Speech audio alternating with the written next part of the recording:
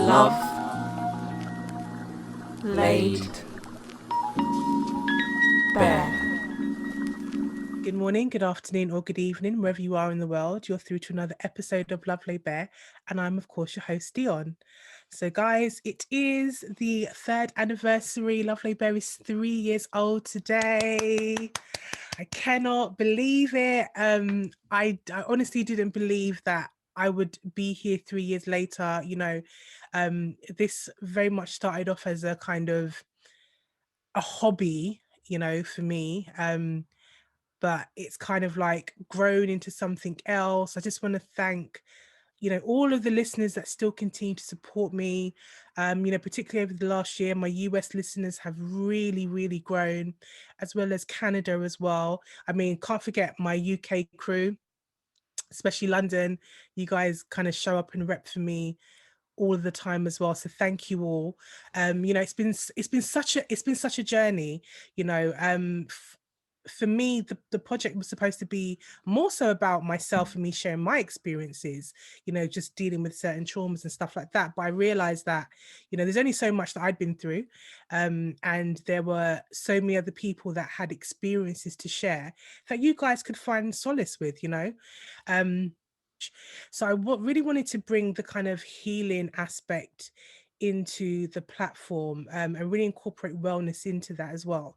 That's important for me because as much as I always talk about, get yourself a therapist, get yourself a counselor, and so many of you have done, but I'm a great believer that, healing is like a three-pronged approach. So, you have your mental, spiritual, and physical. Um, and I think you do need to have that kind of trinity in order to achieve that all round, wellness. So from this point forward, I'm very much going to be heavily speaking about alternative ways of healing. You know, psychotherapy and counseling is fantastic, but there are other areas that might also be neglected that you're not aware of. you know um I've spoken about my use of crystals many a time. You guys know that, how it's benefited me. But my knowledge on the metaphysical side is quite limited. I'm still learning myself, so this is why I will be inviting different people on to talk about, different healers, to talk about the things that they can do for you. So without further ado, I have a lovely lady called Tay. She is a spiritual alchemist and she has a platform called KTK Alchemy. Welcome. Hey Dion, thanks for having me. Like just listening to your intro and just hearing that you've been doing this for 3+ years, like showing up for yourself and others, promoting the word of healing. I think that's so dope. And Oh, I'm thank sure you. like your listeners are just so glad to be on this journey with you. It's amazing. Thank you. Thank you. Thank you. Thank you. So Tay is someone that I discovered, I don't know how, I don't know if it's like 6 months ago, or if not more. And I always knew that I wanted to have her on, but for some reason I just didn't send the message. But I think it's kind of worked out well because now I'm at the point where I'm like, I'm now comfortable to take the listeners on this journey about alternative healing. So everything in its divine timing, and now we are here. So Tay, you're a spiritual alchemist. Can you explain to the viewers and the listeners, what does that actually mean? So alchemy is the process of like transmutation, essentially Mhm. taking lower vibrational energy situations and transmuting them to something higher, a higher vibration, freeing yourself of the stuff that has been keeping you down. This can be your traumas, neglect, your rejections, your heartaches, all of these things that we've been through in life leave an imprint on us, like an energetic and a spiritual imprint. Mhm. So whereas you was talking before about like psychotherapy and counseling, they deal Mhm. with like the mental aspect of Yes. what you would have been through. I will deal with it on an energetic level and work with you to clear that. So through stuff like Reiki, Mhm. crystal therapy, theta healing. I'm a meditation coach. I Mhm. do numerology readings as well. Just I have, I guess, a energetic and spiritual 360 of someone. It's like a Mm. psychic X-ray where you could go through, really see what's happening inside of this person and Mhm. help them clear the stuff out and, be in alignment with what their soul wants them to express. Perfect, perfect. We had a lady called Lorraine White on And then, episode. Oh, you know Lorraine as well. Well, yeah, perfect. So yeah, we had Lorraine on week before last, and we were talking about the kind of taboos that still exist within the Black community about these types of alternative ways of healing and spirituality, and some of the challenges she's kind of come across, with some of her own clients and family and stuff like that. I mean, just quickly, is that something in your journey, in becoming a healer? Has that been something that you've had to experience as well? yeah, and it's such a shame really because these practices are our own, um, by it's our divine right from coming before religion. These are things that we practiced, and then for it to be sold back to our people as evil and the devil's work, it's one of the things that have kept us cut off from ourselves. So when people are trying to do deep healing work, the bit that they need to do, they shy away from, and that is that connecting with themselves, their intuition, like learning to listen to their body, see the interconnectedness between um, how a crystal vibrates and how that vibration can affect your own physical body, and why this is important that we use things like this. um, so sometimes it's a bit of a struggle to explain to people the virtues and why this type of work is the missing link in their healing journey. But to be fair, if people are not ready, I don't take them on that journey. Journey. Yeah, it's not worth it trying to change someone's whole philosophical viewpoint. Yes, I understand that. Yeah. Yeah, it just takes up too much time. You're Mm. either with it or you're Or you're not. not. And if you're not, then good luck. And you often see those people, they have to do a U-turn at some point because they realize, actually, this is Mm. the thing that I didn't try and it may be the thing I need. Interesting. So, so what was your personal light bulb moment when you kind of realized that this is the path that I'm now on? So I think, for me in my life, I'm from a Rasta family. We're Oh, very cultural. There's always some incense burning. You always know about how to keep this clean or that clean, or mhm. have energetic boundaries and stuff. So I was always raised with that kind of thing. And I Okay. think, like, as I got older, you start to explore more of the same that didn't necessarily come from your household. Mhm. I guess it was about 10, 15 years ago that things started happening in my life where these things weren't just the thing that you do. Like, I finally realized the benefit in them. I Mhm. had situations in my life where I needed to draw on some inner strength. I needed to connect with myself, with my ancestors for guidance. I needed to do all of these things, and I had tools, um, and they worked. And I just realized going forward that the way it's helped me in my life, Mhm. it's like I always say I just want to spread it. It's kind of like, once you know the benefit of something, like, I'm not selfish enough to keep it to myself. I'm Yeah, like, yeah. yes, everyone have some of this to be Mhm. involved. So yeah. Okay, fantastic. Oh wow. Do you know, speaking of that, I've always, not that any, well, actually, tell a lie, and I've got two uncles who are practicing Rastafarians, but I don't know why, but I've always felt a kind of, like I've always said, if I was to convert to another religion, it would probably be that. And I'm not sure what it is, but I've always felt a sense of,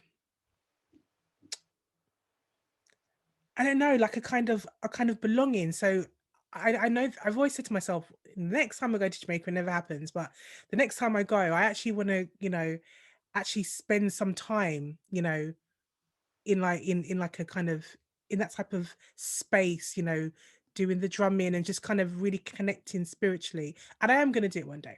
I'm going to do it. Yeah, I think one of the beautiful things about it as a religion, particularly for people in the diaspora, is that it's a way of life. Yes, I know they do read the Bible, but it always points back to your Africanness, your blackness, and Mhm. it's where us as a people are very much at the center of it. Your skin tone, your alignment with God, your ancestors of the land, everything Mhm. is, we are all part of the same one thing. Yeah. Hmm. And so I think that is what makes it such a humbling and inspiring culture to be part of, even if it's just for your foundation. Yeah, absolutely. Oh, that's wonderful. Okay, so today's topic that I wanted to speak to you about is sex and the kind of healing aspect of it, how it can affect you energetically. Because a lot of people have said to me, do you talk about sex on the podcast?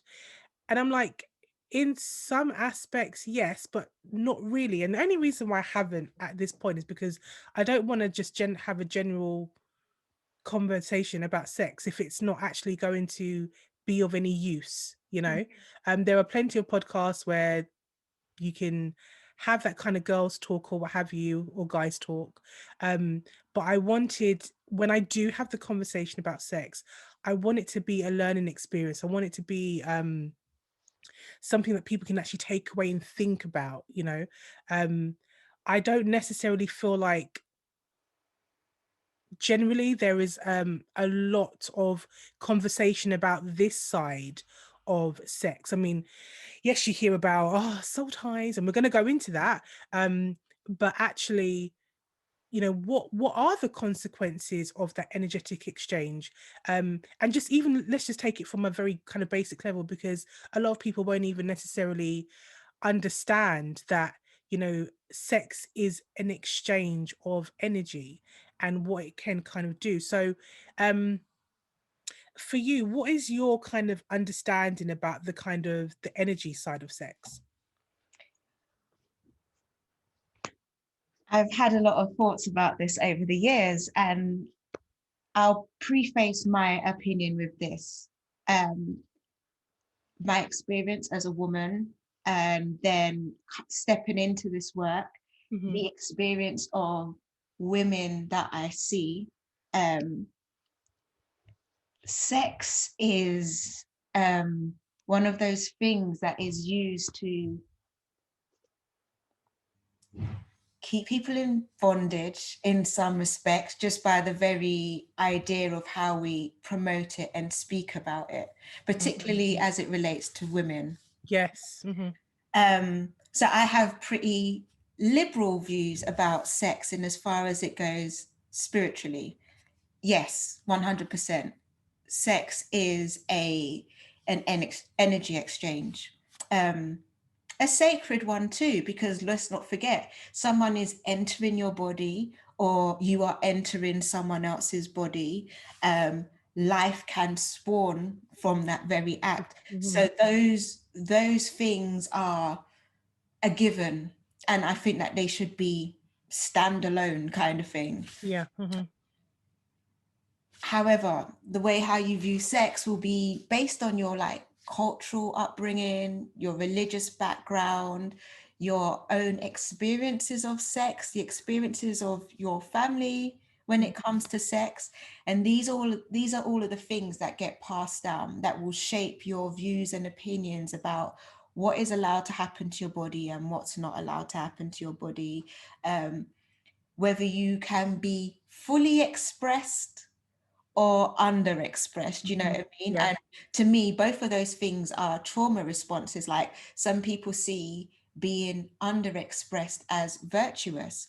But I would question why, if you have had a healthy life, healthy emotional and stuff like that, Mm. why are you feeling that that's a part of you that you need to tuck away?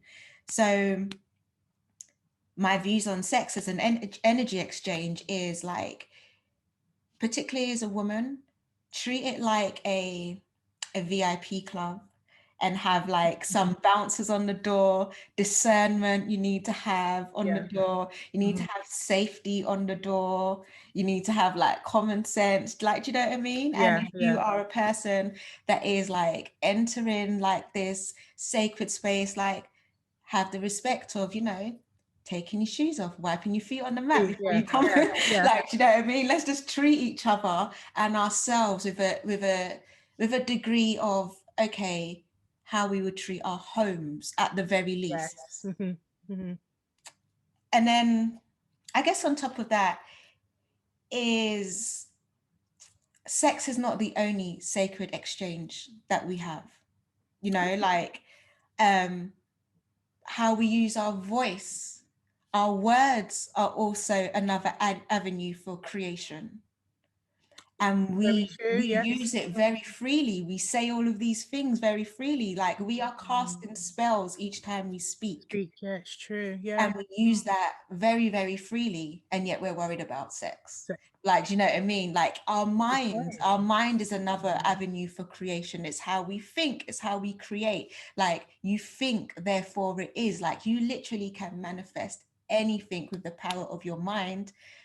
We're not worried about that as an energy exchange. We share our thoughts freely with people. We Mm. see it so many times. Creators being robbed because they just put all of their stuff out there, and then some vampire comes and sucks it for them. Mm-hmm. And that's the same. That's an energy exchange that um has not gone in the favor of the person that is sitting in the driving seat of giving birth to that. We as human beings can give birth and create in so many different aspects, and we should look at ourselves holistically and not be so protective of one because it's the Mm. one that happens between our legs, but then totally disregard the others. Others, yeah. Because I guess the consequences, I suppose, of both sides can be almost as detrimental, because if you're speaking out negativity, there's a whole range of things that could happen as a consequence of that. So Mhm. yeah, that's I've never really looked at it like that. That's really interesting. Yeah, because one of the things that I've found as well is that sex is seen as sacred because of the creation thing, the creation aspect of it. And I make people right for holding it in that regard. But if we are coming across men and women that cannot have children naturally, are we saying that act is less sacred for them? Like, what are we saying here? Like, Mm, um, yeah. it's more about, to me, it's more about union, regardless of whether sex is involved in that or not. Mhm. How we are holding people that come into our lives, the respect that we show them, the way how we open ourselves to them and close ourselves to them, protect ourselves, share ourselves. And that is a whole mind, body, soul thing. And sex is just that bit that is used to shame people, I think, Yes. Mhm. based on other people's perception of what is right and what is wrong. Where do you think the shame comes from primarily? I think shame comes from people giving other people rules about how they should use their bodies. Your sex is your own, your body is your own. And a lot of people, they belong to institutions, whether that be like religion, culture, um, family, morals, ethics, and codes. If you're from the streets, there's a certain way to act.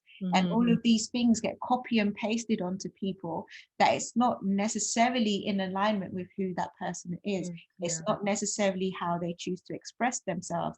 And that could be because it's not even just an issue of women. I think men suffer this too, is that Mm. I think some men are forced to overexpress themselves sexually That's true. Yeah. when perhaps they are a little more reserved than that. Mm. And but it's what a man is supposed to do. Yeah. Like, do you know what I Go and mean? sow your wild oats. Yeah. Exactly. So we have a lot of people that are confused about their sexuality, and I don't mean orientation or preference. I Mhm. mean just how do I express myself as a sexual being, because I'm being told I am allowed to do this and I'm not allowed to do that. And depending on who I am is the thing that I am or am not allowed to do. Yeah. And Mhm. that's where the shame comes in. The shame, and that's just from healthy situations. We're not even talking about traumas, abuse, Traumas. stuff Mm. that would have happened in your past that could shape your view about your body, sex, and how you express yourself. Okay, interesting.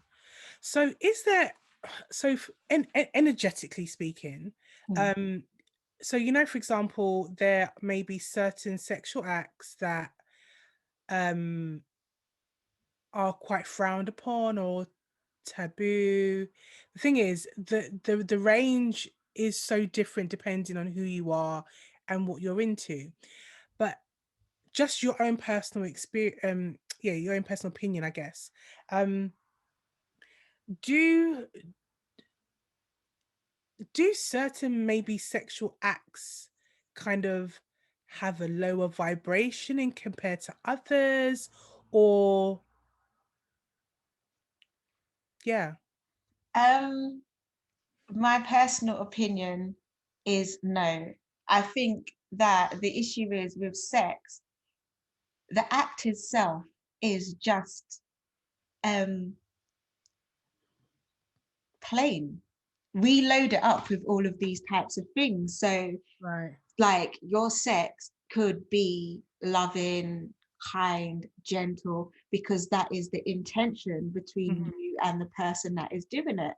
But Hmm. then the same act could be done by another person that could be traumatic, disrespectful. It Hmm. could, do you know what I mean? Because it's the intention behind what is being done.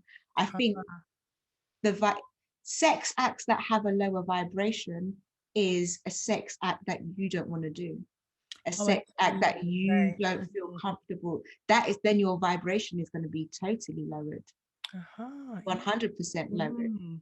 um I'm not one to get into, we shouldn't do this, it says in this book we shouldn't do that. Yeah. That's your business. I When I think about what lowers your vibration, immediately something that you're not in alignment with or to. Hmm.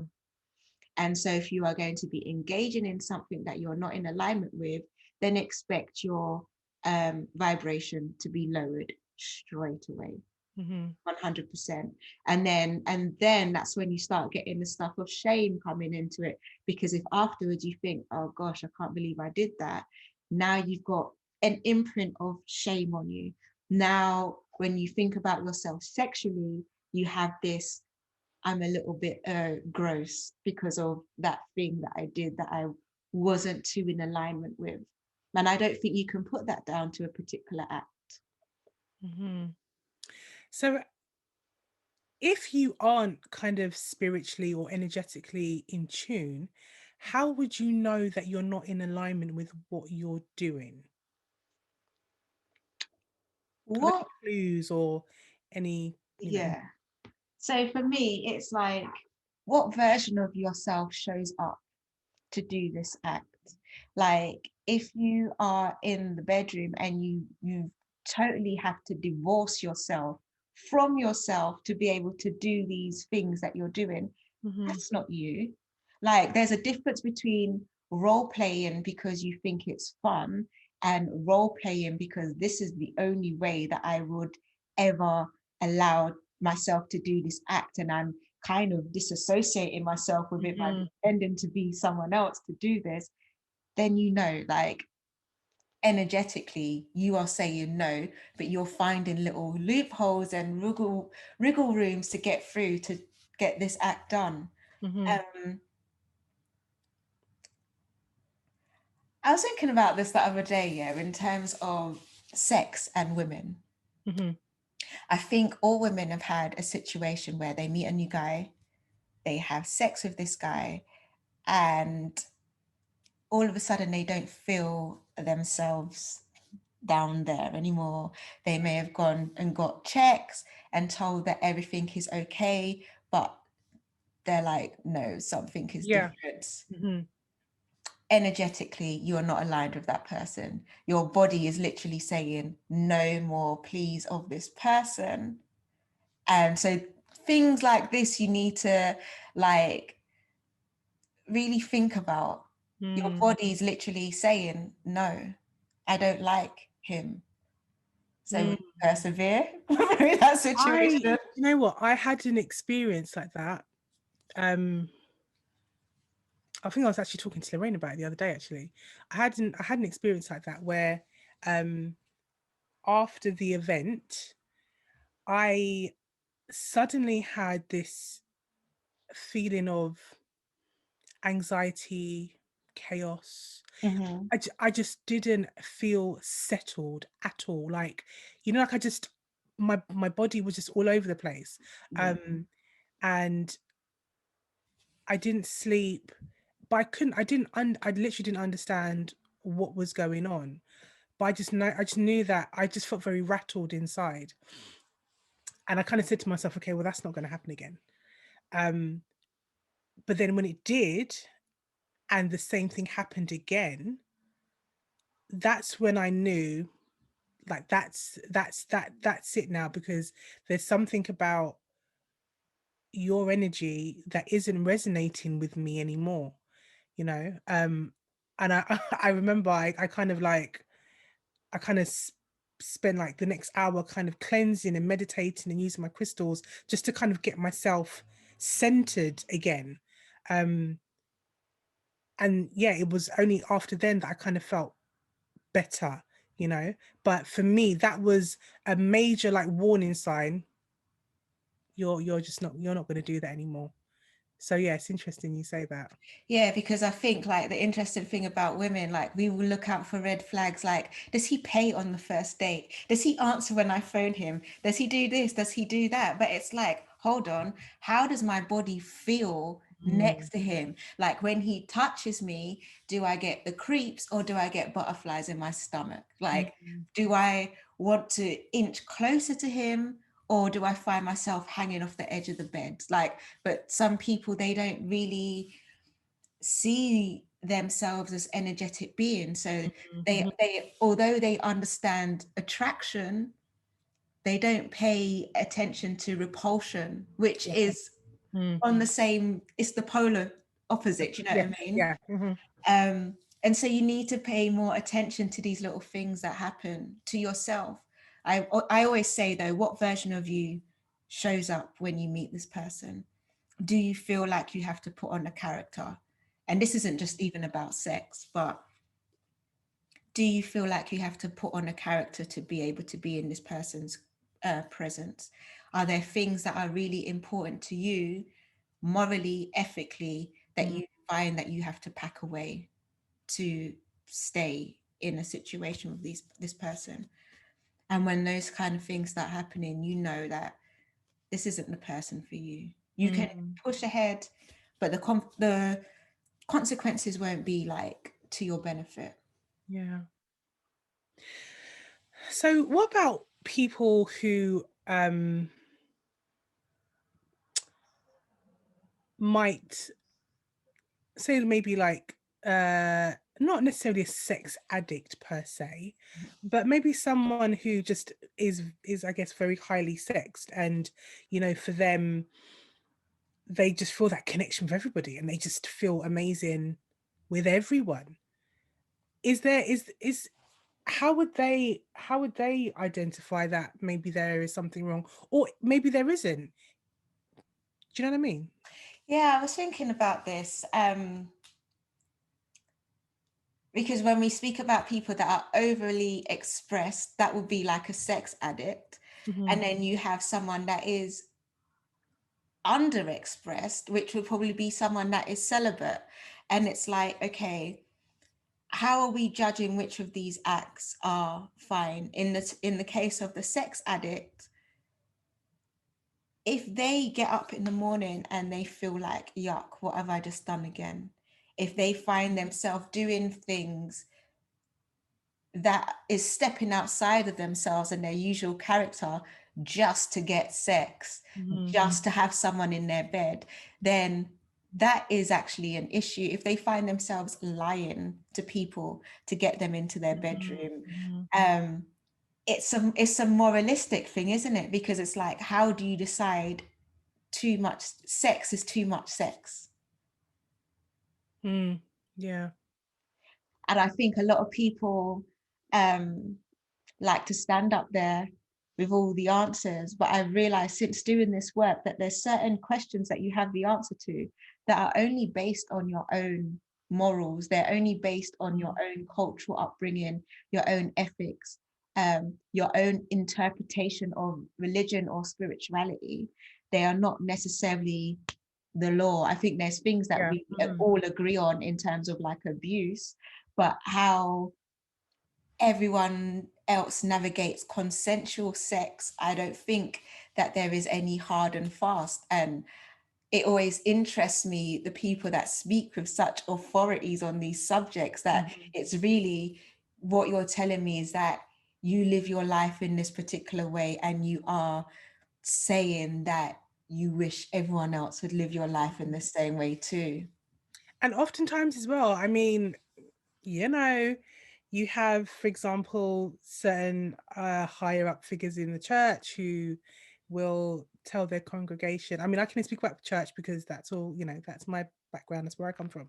But, you know, they'll talk about, you know, how a man and a woman are supposed to live and yada, yada, yada. But meanwhile, they are, you know, doing the complete opposite as to what they're telling other people to do. So whether that is, um, you know, maybe having affairs with women in their congregation or even abusing children, you know.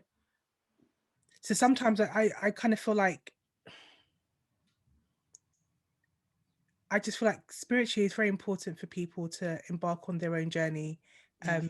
and not literally take someone else's word that you might deem as a leader, perhaps, for gospel, because at the end of the day, we're still human, you know, and Exactly. you know, as much as you kind of you might have the best intentions, your behavior might not always reflect what you kind of preach, you know. And these are the things that when we talk about like trauma and shame and guilt that people experience in their sexual experiences, is because often they would have come from one of these kind of structures Yeah. where you're not supposed to speak about things, but there's some very strong rules that have been etched into the wall, like proper Mm, carved out, and like you are supposed to live your life according to this, but you are experiencing the total opposite of that, often by people that are saying they subscribe to this same yeah. doctrine as you. Yeah. And so when I've come across like clients that have had like sexual abuse and trauma, particularly under these circumstances, it's very difficult to, because the work that we need to do is first to get them to like unlink their experience with their religion or their family or their whatever Mm-hmm. that came under, and then also now link their body with themselves. It's not owned by this person or that person or the church or your pastor or this rule book, and getting people to come back into their body as Yeah. well. This is very, very, there's many, many layers to trauma work. And that's why I think the reason why I wanted to do this topic with you as well is that I see a lot of posts on the internet, and I think they are well intentioned people that I am into spirituality and I have made this bold statement about spirituality and sex, for example.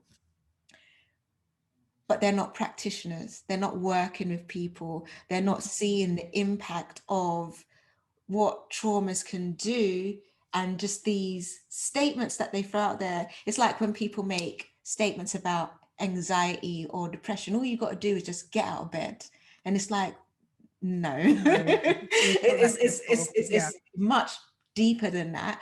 But Mm. then you will have people that have experienced these issues in their life, seeing all of these judgmental posts on their timeline, on their feed, that just further like reinstates the feeling of shame.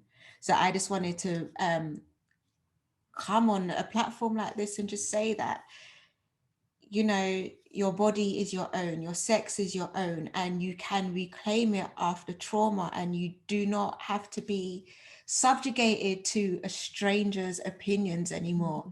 Someone imposing, copy and pasting their will, their desires, their view of you onto you, and you still have to carry that. I just want people to be free of that kind of burden and shame. Mm-hmm. Yeah, we'll go into a bit more detail about the trauma side and what you can do in Mhm. terms of, you know, the healing work a bit later on, because I think what I've noticed over the years is that I feel like there's very few women that I come across who haven't experienced some type of sexual trauma, you know, where, you know, whether it be on either end of the scale. Um, and men too. I think as time has gone by, um, you're hearing a lot more men speaking about the sexual traumas they've experienced, and not even as a result of other men. You know, sometimes a lot of the time it's women. It's, you know, older women within the family, cousins, a neighbor, the babysitter, or something like that. And you know, it's maybe taken them 20 or so years to realize that actually this wasn't, at the time I might have felt like, oh my God, like I'm a man now, like I'm cool, this is great. But then they kind of assess their behavior over the course of years and realize that they don't have a good relationship with women, and not understanding that this is kind of linked back to some type of sexual trauma that they've had.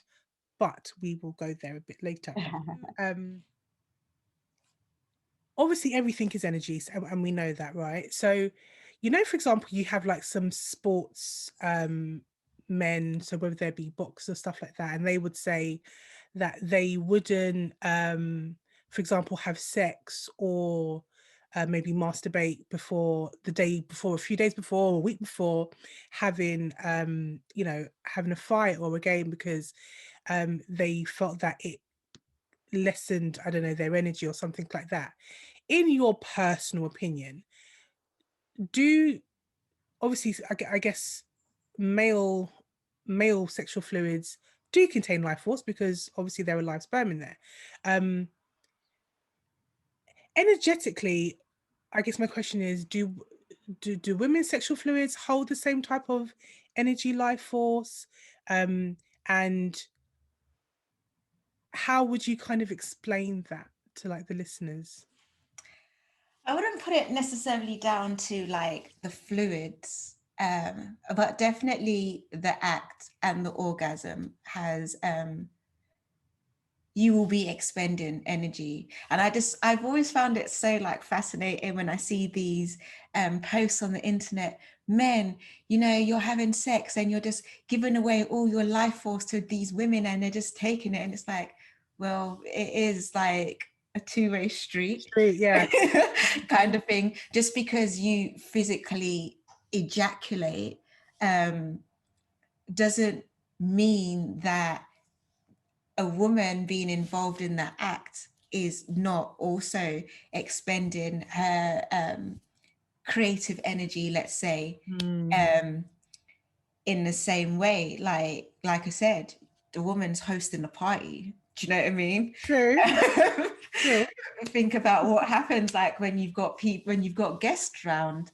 Mm, But this is why more and more people are exploring the act of anking. They call it semen retention in men. So mhm, it's the act of being able to orgasm without, for men, it would literally be without busting the Ejaculate. nut. Yeah. Yeah. For women, it will be this, you're doing the same. It's just essentially what you're doing is you're directing that energy back. Instead of like coming outwards, you Mhm. allow the energy to come up and through you and back down again. Okay, so I remember seeing a post. I think I remember either seeing a post. And I was like, "This is really interesting," and I watched a YouTube video about it.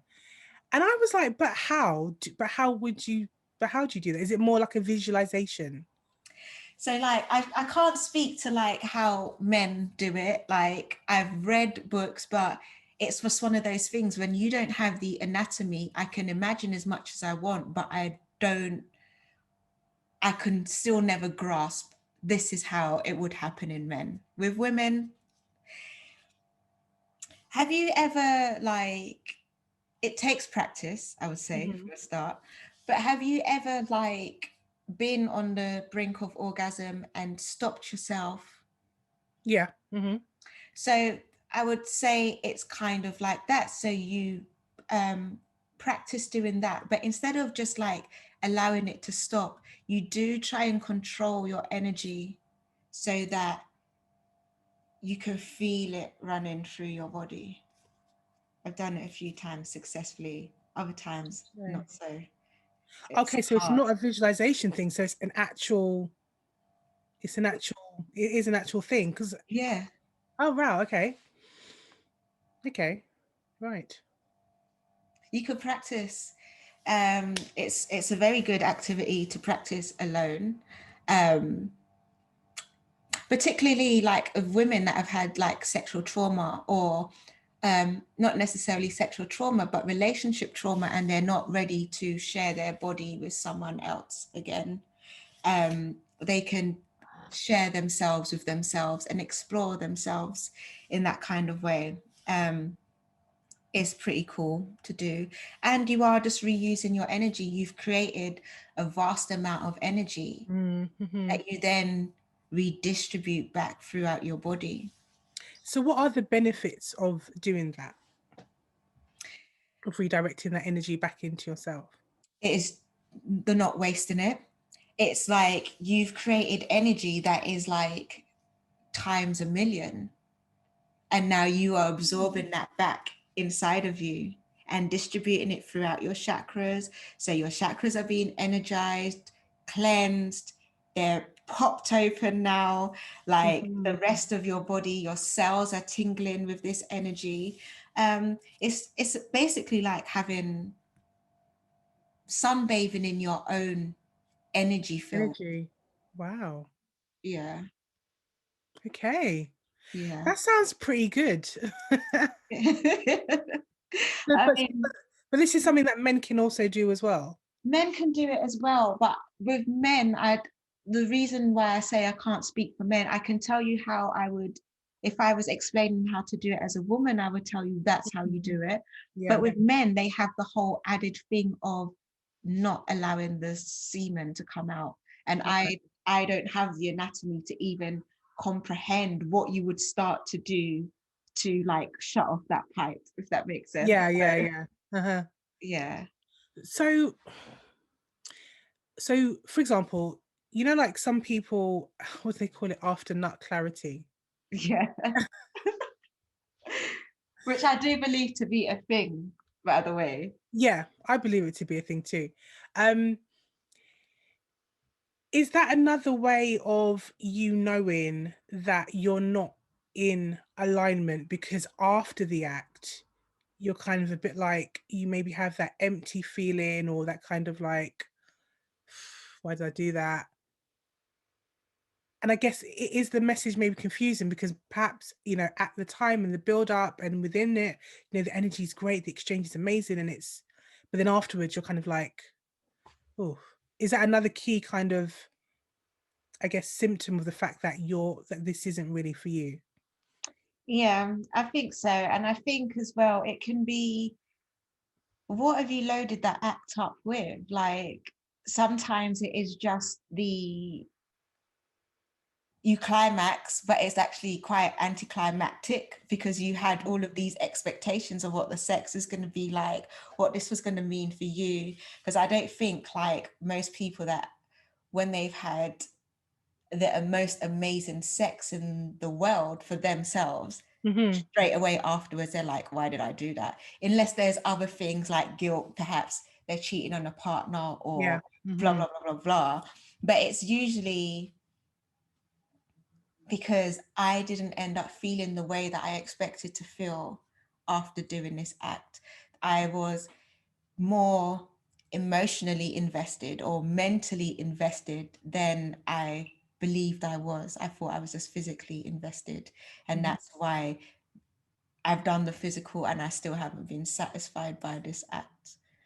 A lot of people try and we're in a culture of like savages, isn't it? And so a lot of people they try and act like nothing to do with their heart is involved, nothing to do with any emotions. They act like they are just robocock or robo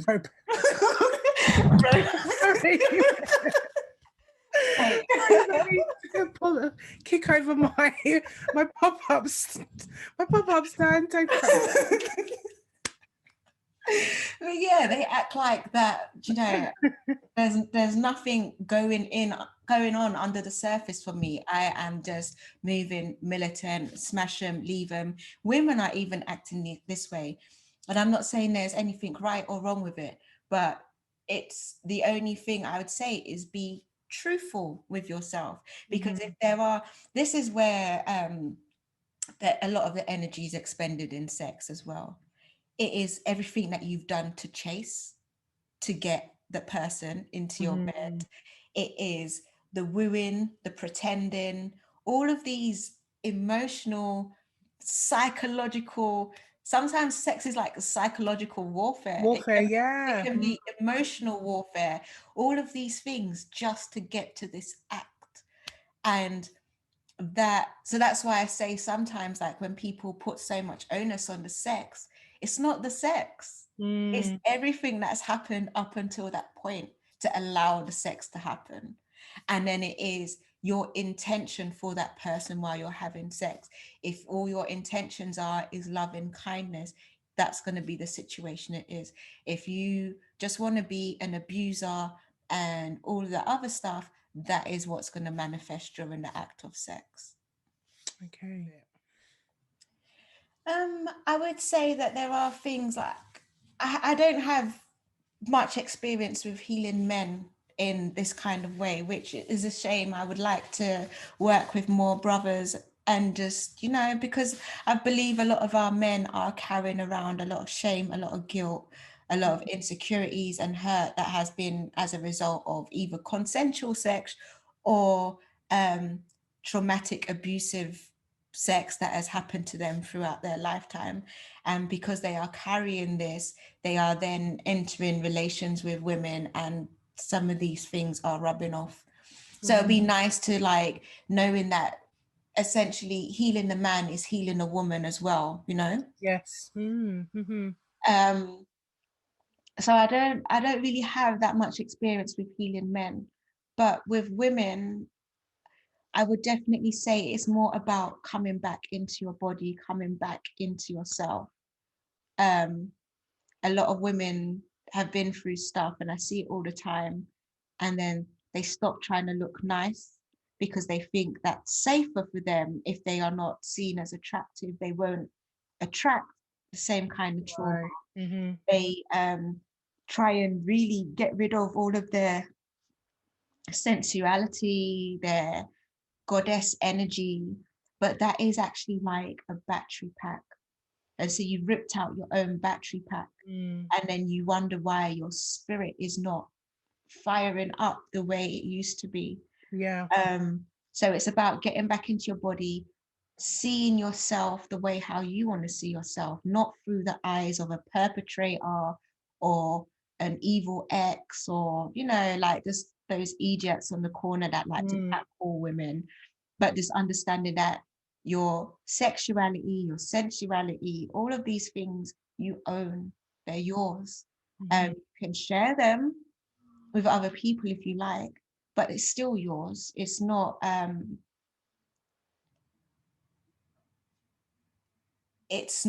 anyone else's to take ownership of. And that's the one thing that I see a lot with women. They need to reclaim it. And you don't get over your trauma by actually just cutting out that part of yourself like it was a cancer and chucking it away. No, that part is a fundamental element of you. We need to treat it, embrace it. So yeah.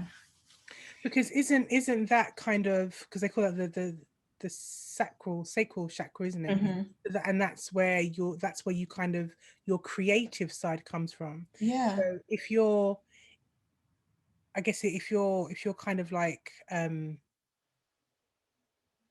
of shut off, then that is going to affect a lot of areas, like you say, in your kind of your waking life. What kind of crystals would And you? and before you go on to that as well, and also your physical life.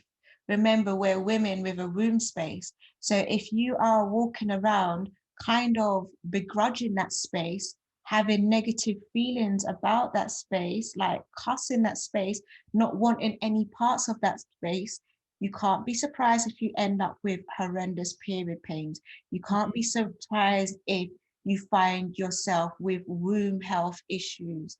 Um, you can't be surprised if you manifest a situation that this thing needs to be taken out of you because you've acted like you didn't want it. You've acted like it was dangerous, it being in your body.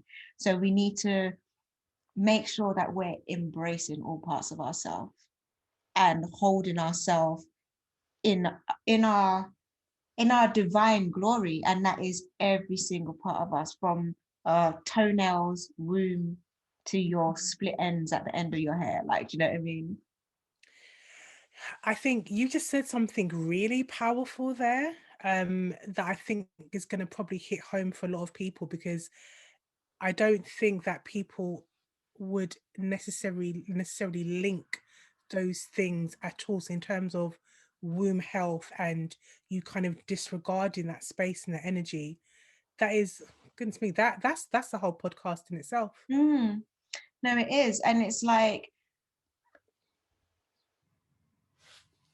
emotions, your situations, things that you've been through in life, they all manifest in different parts of your body. And I feel like as women, we carry a lot of that in our womb space because some of the situations we will have been through will involve sex, Yeah. shame of sex, and all of that kind of stuff. And it's just understanding that if you keep having recurring issues in a particular part of your body, you perhaps need to do some shadow work. You need to revisit your past. What has happened? What are you holding shame about? That is manifesting in this area. As more often than not, you remove these feelings that you're experiencing and your health in that particular region will improve. So I was going to say, so what if you were going to recommend some crystals that people could perhaps start working with, Mhm. if they have experienced some type of, you know, trauma, or maybe they're just lacking in their libido for whatever reason. Are there any particular crystals that you'd recommend that they could meditate with in that area? Yeah, so I think anyone on a healing journey, rose quartz, it has to be, rose quartz is like the salt of crystals. There's not a problem that rose quartz can't solve because that is dealing with self-love, compassion, and all of that thing. So for a start, it's very gentle. Um, Stones like red jasper, carnelian, these are very good at removing traumas, but also like igniting sexual energy when used in that area. Mm-hmm. Um, Tourmaline carefully, um, because I think that sometimes it can draw things up and draw things out. You need to be prepared to deal with what will surface. Right. Okay. Um, I think like womb massages as well. Like, you know, sometimes when we're on our period and we have like stagnant energy in that area, just give yourself like a little massage in that area with some oil, just get things flowing. I got a friend, Shelley, she was speaking to me the other day about, she's a dancer and she does like um dance classes about moving up your waistline again, because like she said that so many women don't do that. They see it as overly sexualized and all of that, but it's Yeah. our region. That's that Mm. area that we need to be moving up and like stimulating and stuff like that. So yeah, wind up yourself is a good way as well. Really just making making yourself realize that your body is your body, along with crystal therapy, um, oils, massaging, and movement, and Mhm. visualization too. Okay, so when you say visualization, what kind of things should they be, I guess, visualizing whilst they're, so do you mean what, so visualizing whilst they're meditating or using the crystals? What, so how would they do that? What are they, what should they be visualizing?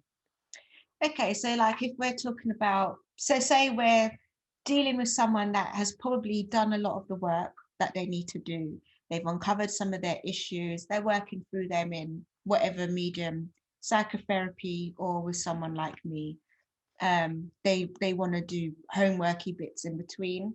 Um, I would always suggest visualizing your womb space as either a sacred temple. So, like, if you feel like there's issues going on that you need to clear up, Mhm. visualize your womb space as a sacred temple.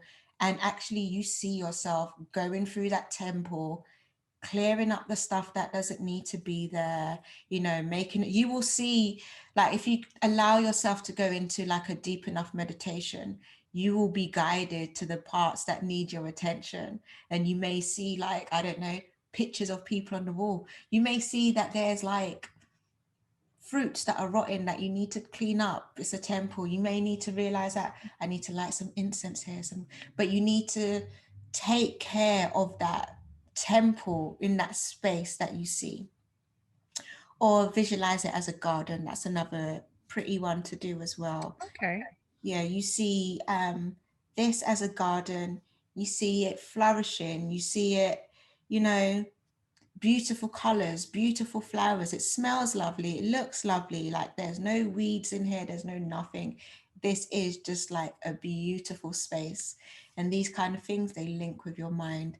And it also causes, I'm going to sound a bit weird saying this, but cellular regeneration in some kind of way. Because if you're seeing something being renewed, your mind tells your cells what to do. Yes. And then your cells start being like, okay, yeah, Okay. I need, see need to that. fix up a little bit. Yeah. and just do it often. Little and often. Yeah. Okay. Make it part of your self-care. Like even if it's like one Sunday a month, you could focus on literally that area. I think all women should, in fact, because it's such an important part for us of Mm. our body. Um, yeah. Okay. So we kind of touched on soul ties a little bit earlier, but I want to kind of have like a very clear cut conversation because, like you said earlier, you know, I feel like the whole soul tie conversation is very much directed towards women. Yeah. And you have these Instagram posts and all this kind of stuff, and there's a woman and she's got about 15 different faces within her body, and it's like it's all very doom and gloom for women when it comes to Yeah. soul ties. Now, so could you just give us an explanation of what soul ties are? Are they a thing? Are they not a thing? Is it something that we should be mindful of? Are soul ties something that we need to get rid of? Do they affect men as badly as they do women? What is it? What's the lowdown on soul ties? Your personal opinion, of course. And my professional opinion as well when we get Okay, into yeah, this let's do subject. it. Let's do it. um, it sounds like such a good idea. Like, I have only heard of soul ties in the way that it's described on Instagram. No other practitioner that I've worked with has ever spoken about soul ties in the way that it appears. And there's this one particular post, I think I know the one that you mean, and Mhm. this woman, there's just like skeletons and just Yeah, really yeah. just coming off of her. I just want to say, yeah, I do this work. I see energy, I see aura, I see people. This is why I do this work. Yeah. And Mhm. I have never seen someone with a bag of bodies on them. Never.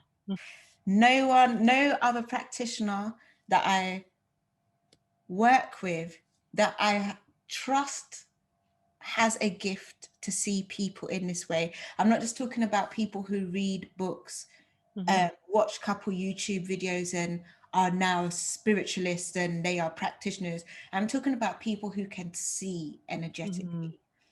No one has told me that they have seen these skeletons on people. What can happen though? Yes, we can be corded to people for a variety of reasons. Some of these cords happen during sex. So they're created during sex. Sometimes, Okay. but your soul tie with someone may happen as a result of you meeting them in the way that you've met them, Mhm. and it has nothing to do with the fact that you've had sex with them. That is not what the tie is. Okay, I see. Like, Right. do you see what I mean? Yeah. Uh-huh. So yes, cords can happen during sex, but from my experience and from what I've seen, they are rarely as a consequence of sex. Okay. So are you saying then that the cord again, is it just like another energy thing? So for example, let's say I meet a guy Mhm. and I'm like, we're both like, wow, like there's just this spark, it feels like. Is it that energy that can create that chord? Because I guess you could have a sexual um experience with somebody, and although you're kind of generating some type of energy between you, maybe is it more of an emotional connection that the tie is that the tie could be caused by, or It's a intense energy.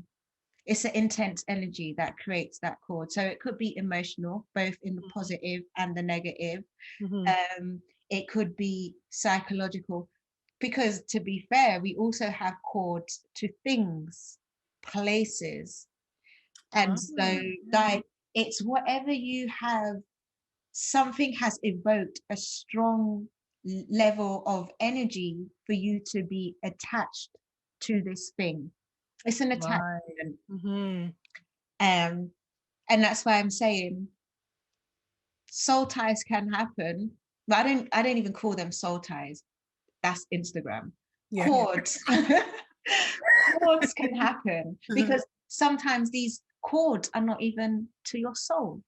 I've seen cords um, through your throat chakra because you've had this thing where you really wanted to speak your truth, and your relationship with this person is based on your ability to speak your truth. And that's where you're corded to that person. That is so interesting. Yeah. People, Wow. like, their power has been sucked, their solar plexus, they're corded to someone there. Uh, Hmm. this whole soul tie thing, like I said, it sounds like a fabulous idea. I tell you what I do see though, Hmm. when it happens in sex, what was you doing in sex? So I see people and they have ties to this person, and it's like, I don't even understand why you would be corded to this person. They don't understand why they would be corded to this person. I can see that this cord happened during sex. tell me about sex with this person. Mm-hmm. Oh yeah, well, there was that one time when we were both staring in the mirror and we was doing, and it's like, okay, so you've just done something hella intense, both staring at each other in the mirror while you're having sex, and all of these emotions are coming.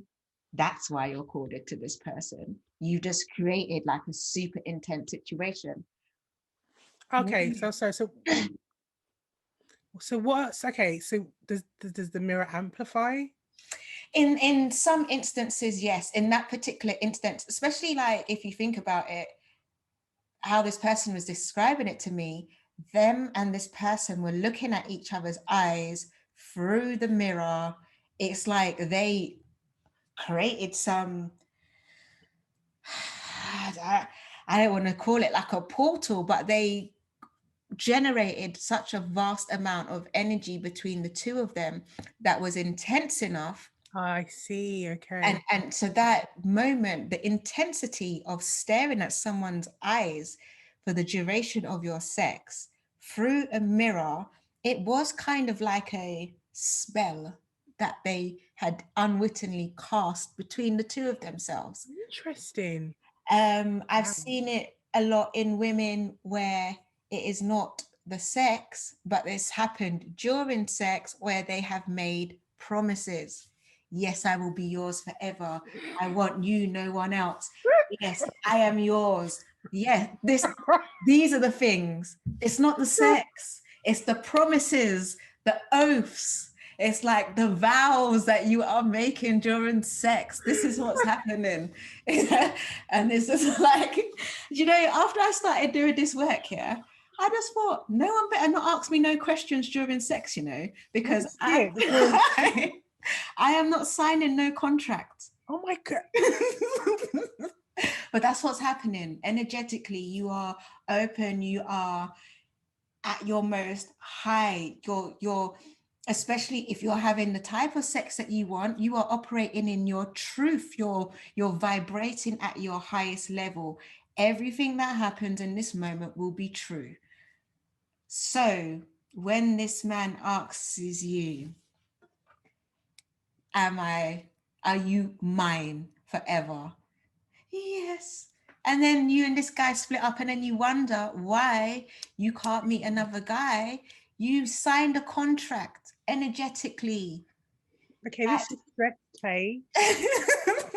Everybody that's listening to this should feel a little bit stressed right now because sometimes in the heat of the moment you say some stuff and I mean, yeah, right. So this is what I want to say to you is be less worried about the energetic imprint of the guy that you met at the bar last Friday that you had like a quick rendezvous with, and now thinking you've got a soul tie with this guy, which may not necessarily be the case, Mm-hmm. because if you were not invested in the situation emotionally or mentally, spiritually, even sometimes when people are having casual sex, their soul just checks out.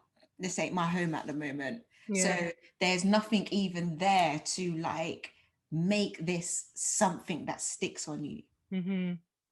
But if you are doing and saying certain things with intensity, like yeah, signing the dotted line essentially, um, those are where these soul ties or cords come into it.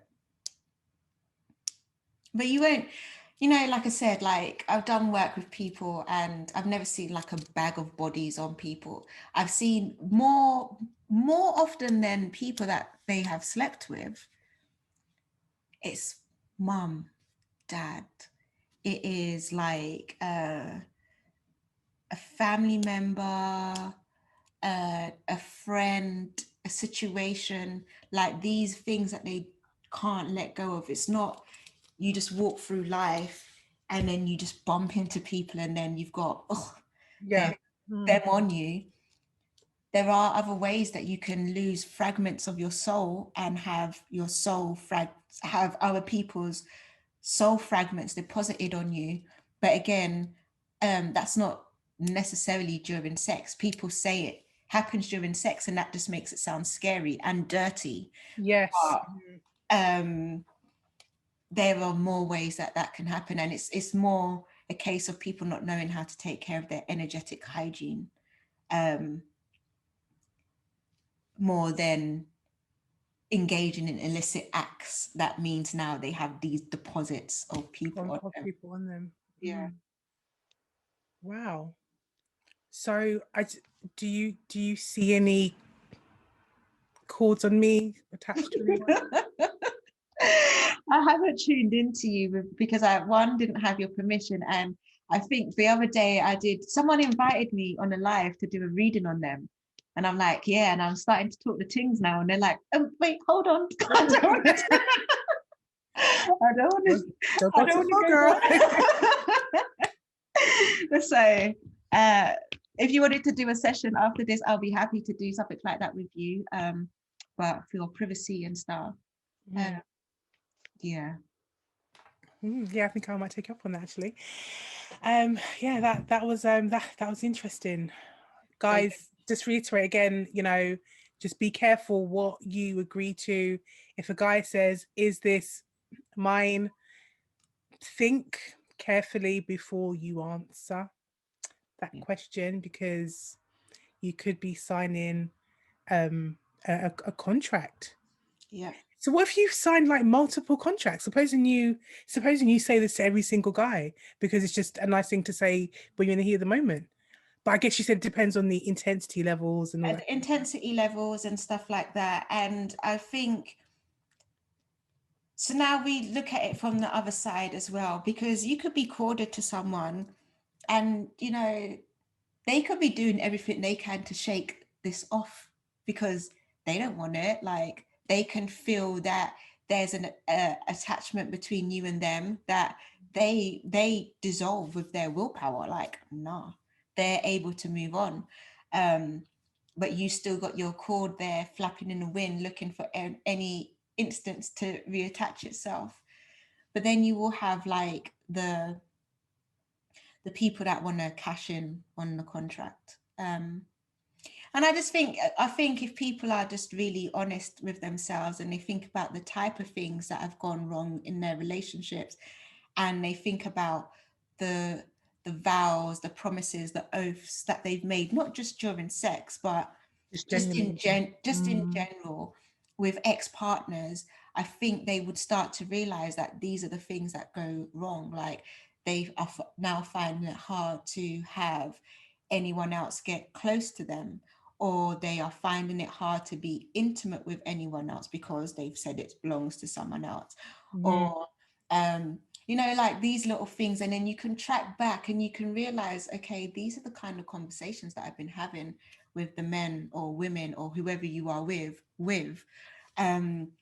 And these are the kind of things that I need to slowly start ticking off my list, scratching them off, dealing with them, breaking them, so that you are free to live a healthy life with someone that is for you now. Yeah. Wow. Wow. So we're coming to the end of the discussion now. If there's anyone that's listened to this that is maybe shitting themselves a little bit like I am, or who's maybe experienced some type of sexual trauma, or would like a bit of Reiki healing and stuff like that, how can they find you?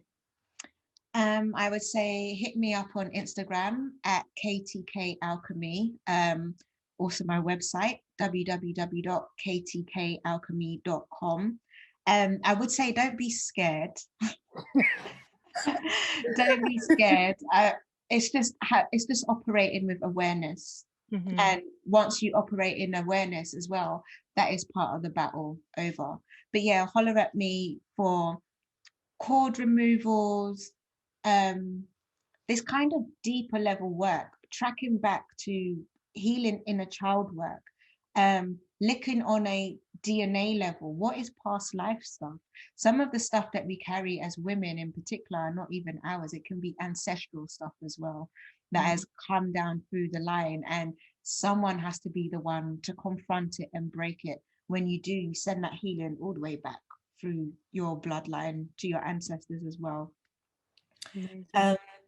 Meditation is a thing that we didn't really get to touch on, but I would recommend meditate. This is a way that you can be more in tune with yourself, your intuition, heal your chakras, your mind, get more downloads, just to be able to fully step into yourself. Particularly, I don't think you can be on a healing journey whether you go with conventional medicine or thought or energetic and not have meditation. It's like the rose quartz. These are just some tools that you need to know how to use as part of your healing journey. Yeah. I have a audio course at the moment, Mastering Meditation. Yes. Yeah, it's basically like from beginners to expert audio course, self-paced, where you just learn how to sit properly, focus, banish distractions. I give you exercises to enhance your aura, tap into your intuition, cleanse your chakras, like build your powers of visualizations. So you are going to be like Zen master, fifth Dan, when you finish. Oh, like yeah. when you finish this course, you will be able to meditate, and you will be able to use the tools in life to navigate certain situations. If you are worried about these chords, there is a meditation in there that will help you scan for stuff like that that's happening in your body. So yes, get master in meditation, and also contact me if you want to have a chat about anything that I've said and how I could be of help to you, or if you need pointing in the right direction a little bit more. Okay, fantastic. Okay, well, Tay, thank you so much for all this enlightening information that you've given us today. I mean, I thought I kind of knew some stuff, but you've taught me a lot of things. Yeah, there's probably some things I need to work on too. But thank you for, again, like for being here for this very kind of at this part of the journey, you know, where, you know, we're in year 3 now and we're kind of taking things forward. So thank you so much for being a part of that. And I would love to have you back on, you know, some other time to talk about some other things. So thank you so much. So guys, as always, I hope you've enjoyed this episode. If there is anything that you've been affected by, please head over to our resources page, and there are a list of support services. Alternatively, if you would like to get more involved in the spiritual side of the healing, please contact Tay. I will pop the details in the show notes underneath. So yes, guys, as always, I love you. Take care, and it's a wrap. Bye. Love laid